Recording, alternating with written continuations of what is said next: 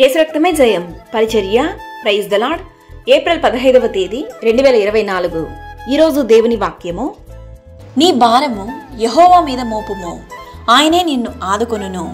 నీతిమంతులను ఆయన ఎన్నడూను కదలనీయడు. కీర్తనలు 55వ కీర్తన 22వ వాక్యము.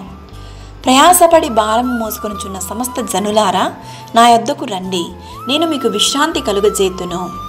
నేను సాత్వికుడును దీన మనస్సు గలవాడను గనుక మీ మీద నా కాడి ఎత్తుకొని నా యొద్ద నేర్చుకొనుడి, అప్పుడు మీ ప్రాణమునకు విశ్రాంతి దొరుకును.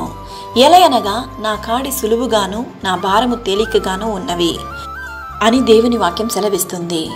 నీతిమంతులు విశ్వాసము మూలముగా బ్రతుకుదురు. కావున సింహపు పిల్లలు లేమిగలవై ఆకలిగొనును, యెహోవాను ఆశ్రయించు వారికి ఏ మేలు కొదవై ఉండదు.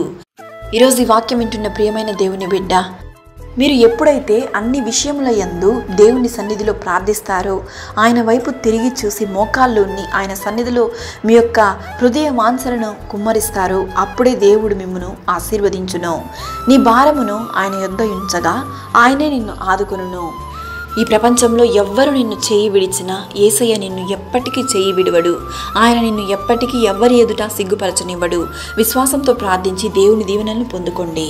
ఆమేన్. God bless you.